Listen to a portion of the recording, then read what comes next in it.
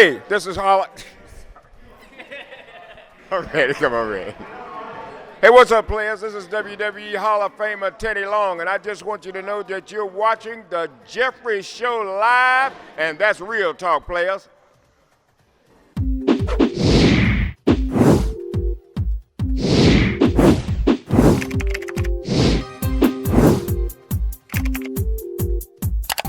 Hello and welcome to an exciting edition of Jeffrey Show Live. I'm your host, Jeffrey Taylor. Woo! And I know the first thing that you guys are going to come from me. I thought you said daily reports, Jeffrey. I was getting in emotion. You had Monday down, you had Tuesday down, and then Wednesday, where was the episode? Where was it? Was it on your private snap? What was on your Patreon? What was the daily report from Wednesday? What was yesterday's date? October 16, 2019. Well, unfortunately, the news blog wasn't popping, but still, there's no excuses. I could have talked about something. I was even thinking about uploading an exclusive interview from you guys from WN Evolve superstar Kurt Stallion. I've been holding that one in the vault for a minute now, but I decided just to take a break, simmer out. The other two videos were doing really good. You guys were really feeling them. So we're back on it. I'm going to pre-record a few videos going into the weekend for you guys. So yeah. Oh, also the biggest thing was not even that the news wasn't popping. I forgot my mouse at work. So I really can't edit the way that I want to without my mouse. Like the little touchpad mouse pad has been damaged on my end. It's my fault. But nevertheless, I am here. I'm here to give you guys the October 17th daily wrestling reports, and I'm ready to get into it because I haven't talked about wrestling. One of the things I did realize is that there is a lot of WWE notes in these daily reports. That means that I'm probably clearly biased, and I probably just don't like any of the wrestling. Just kidding, you guys. I added a few little AEW notes in here just to balance that a little bit. But for the most part, you guys, it's going to be a WWE reports. Shouts to Wrestling Incorporated. That's where I get all my news from. And yeah, let's kick it off with AEW Dynamite's tops NXT with viewerships for the third week in a row. If you guys have been keeping up with the Wednesday Night War, let me know which show you guys watch. You guys watch NXT like myself, or are you enjoying AEW's Dynamite? Now, I be tweeting my friends and being like, what's popping? I heard that Scorpio Sky kind of stole the show. I heard a lot of great things happen within the show. John Moxley and Kenny Omega blog. So, I've been here. I've been keeping up with everything. So, I think that AEW's Dynamite is the new show and is getting a lot of buzz off of curiosity. It's a new thing. It's a new product. NXT, you guys have been able to watch it for years. You guys know what to expect. You guys know what to do. And you guys want to come back to it later. Nothing is wrong with that. Congratulations to AEW for each of the wins. There's no such thing as small wins, big wins, battles, and everything. Everybody wins at the end of the day. If you like it, I love it. AEW, like I said, congratulations. Keep that momentum going because next week you guys have another big time matches that's going on. Pac and John Moxley. Wednesday night's TNT. Be there at 8 p.m.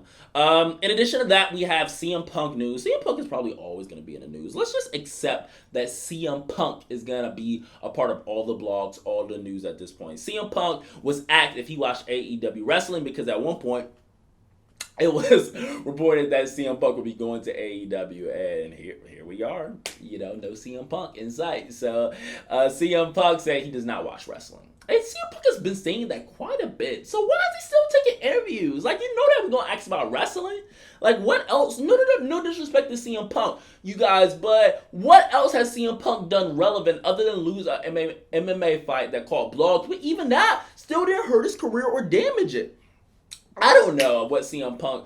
I feel like CM Punk needs to start watching wrestling. He needs to start watching AEW. Now, he didn't bash anybody. He supports everybody. But I just feel like get in touch with the product. You're going to be doing interviews with it. I mean, to each his own. I mean, it's an easy paycheck and everything. I'm not mad at anybody's hustle. But CM Punk, it just seems like you salty sometimes to me. And that's why I started to fall out with you a little bit. I love you. And I feel like people try too hard to bring him back, Like, let the man enjoy his life. But he's kind of puts himself, he's baiting. He's a teaser. He kind of like that girl that like shows a little, she unbuttons a little. CM Punk baits the wrestling industry. CM Punk's like have one nipple out but say, don't ask about my nipple. Like, what?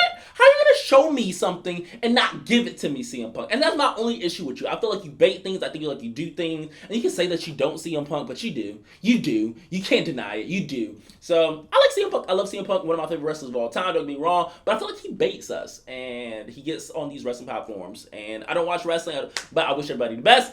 And hopefully he'll be working with WWE Fox really soon alongside Renee Young, Booker T, Christian, Page, and all of them. Now, keeping the WWE momentum moving, they're releasing a podcast called After the Bell, hosted by Corey Graves, which the WWE is taking another bag from us. I mean, us bloggers have the hardest time out here. Like, I'm really happy about it. I mean, it's going to give exclusives. Getting WWE media passes is somewhat difficult, to be honest. So, for the opportunity to get exclusives and everything straight from the horse's mouth, and for them to create their narratives and control their narratives, I mean, everyone else is doing it. Everybody else have their own podcast. It's the thing to do. Like, create the maximized revenue within your company. Like, it's good to off-branch to different branches like Jeffrey Show Live and others out there, Wrestling Incorporated. But nevertheless, I don't blame them for creating a podcast that's going to revenue money for them. Corey Graves is an excellent choice to host this podcast. I think he's going to be amazing alongside with Chris Jericho, Stone Cold, Edge, and Christians, and so many more. It's expected to debut Wednesday, October 30th. You can listen to it on Apple Tunes, and the first guest will be none other than Hunter Hearst Helmsley, Paul Levesque, Triple H, or whatever you want to call him, the greatest wrestler of all time. Now, Triple H is known for saying too much, but I feel like Triple H does so much media that this isn't going to be as big as it could have been with somebody else. I feel like everyone kind of does a lot of media, but Vince McMahon probably would have been better for me because Vince McMahon, in my opinion, don't do podcasts often. Correct me if I'm wrong, but Triple H he was on Fox recently, so I don't feel like it's as big as something since he does so much media. It's not a bad thing, like, don't get me wrong, but I just feel like he does a lot of media. Come on, does he not? Okay, you guys make me feel like I'm bad. Moving on with the WWE news, Sasha Banks is back already, recovering from her tailbone and hip injury from Hell in a Cell, which I hate that she got injured. But in a sense, I like that the Hell in a Cell shows that some physical attribute. We have The Fiend, who the match was stopped for by disqualification, WWE. Yes, I'm about to come for you right quick. And nobody was even injured. Like, he ended up doing a move right after the Hell in a Cell was lifted. So for Sasha Banks and Becky to have an outstanding matchup, yes, I said outstanding, at Hell in a Cell, and for her to come out injured shows the physicality of the Hell in a Cell, and that keeps it living a little bit longer. It keeps the Hell in a Cell mystique going that much longer in this industry. That, hey, Sasha Banks could get his, and hey, it takes years off your career when they start doing the promo packages and everything. So, Sasha Banks, I'm glad you're feeling better, and I don't know how it's going to help with Sasha Banks being literally, in my opinion, a top dog of SmackDown, even though she had an 80% on the W2K game. That's why I don't play those games, because they're shady. Nevertheless, that she has an 80%, and Bayley on the other hand, who's the women's champion, that I don't see anybody stopping her for a good minute. Like, Becky Lynch says she liked the attitude. She is killing it. So I don't know how they're going to integrate Sasha and Bayley, because Sasha needs to stay bad and Bayley needs to stay bad. And they just got a pool of underdog baby faces that it's their time to rise up. Just like at NXT, it's time for people to rise up. Shout out to Io Shirai, because she's like one of my favorites this week that I've been seeing. Okay, so moving along, we have AEW's Jon Moxley on if Renee Young is coming to AEW. I don't even know why interviewers ask this question. I just feel like it's clickbait. I guess these are what people want to know, but what kind of question is that? It's very personal. If you ever see some of my interviews on my page, I don't ask questions like that because I perceive them as being messy. I don't necessarily care for them, but nevertheless, that's what gets you guys off. Okay. He said that Renee Young wants to do so much beyond wrestling, so he doesn't know. That's not something that they talk about when they're having sex at night, and I completely understand that. I love that the two work in two different environments. I don't know why you guys think that people want to be up under each other so much, especially within companies. Now, I understand with working on the road is good to be close, but sometimes you need a break from that person. So I think that they have something to talk about. How was AEW? How was WWE? It gives you something to talk about. Not as spies, but genuinely. How was your workday? How was Walmart? How was Kroger's? How was CVS? You know, it's just differences in a sense. So he's kind of spilled the bean that Renee Young may not be in WWE long like so many others. I mean, she may be young, but obviously she wants to venture out more. And with Fox on her resume now, the sky's the limit is basically what he's saying. Fox is on her resume. Sky's the limit for Renee Young. And I wish both of them all the best, and I love their relationship. Cody Rhodes got pinned by a fan post-show, which is our last Really wrestling report of the day. A lot of fans didn't like it. Connor pinned Triple H, Daniel Bryan, if I'm not mistaken, one of the two. And we've also had Nicholas win the tag team championships. I don't know. Not to say that it has to be like WWE, but it was a really genuine, sweet moment. And the kid is having the best birthday ever. You guys like do the most. I thought that it was amazing, cute moments. I love how professional wrestling can change lives like that. That kid would never, ever forget that. And with wins and losses and records, I think that Orange Cassidy deserves a championship shot. We had Taz, special guest, commentating AEW's Dark. Taz to AEW is confirmed. He's there taking pictures with MJF backstage and having the time of his life. Taz is more so notorious for his commentating career these days, and not that Taz gonna kill you, FTW champion, and all that great stuff in ECW. Shouts to Taz getting his money, because that's ultimately what it's about. He's keeping a job.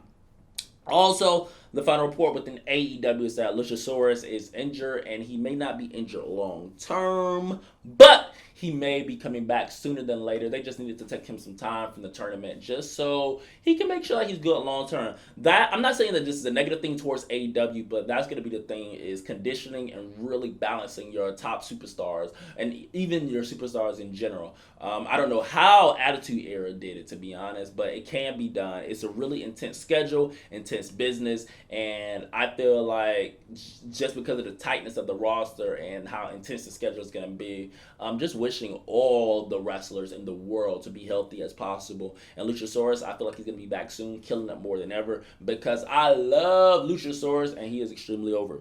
You guys, that's today's daily reports of October 17th, 2019. And let me guys know what you guys think about AEW NXT. Excuse me, let me know which one you guys watched. You guys watch AEW Dynamite Live, WWE NXT Live, or neither? You just both play them back. Let me know how you guys feel about CM Punk baiting and teasing wrestling all the time. Do you guys feel like me that he shows a little nipple and then he like, why are you asking that? Why are you doing that? Let me guys know if you're going to be tuning in to After Bell, WWE's first WWE's first podcasting hosted by Corey Graves. First interview featuring Triple H, October 30th. Let me guys know how you feel about Sasha Banks and Bayley both being bad on the same show. What is that to come after Sasha's back from her injury? AEW's John Moxley and Renee wanting more than wrestling. And then finally, AEW notes as Cody getting pinned by a kid. It was a sweet moment. I don't even want to hear you guys say anything negative about that. Tess being a guest at AEW's Dark. How you guys feeling about him transitioning into the company? And finally, Luchasaurus injured. You guys hoping to get back. So, you guys can subscribe, like this video, comment on this video as we're pushing time, and I have to go to a movie premiere this evening, Black and Blue. And I'm going to catch you guys later on another exciting edition of Jeffrey Show Live.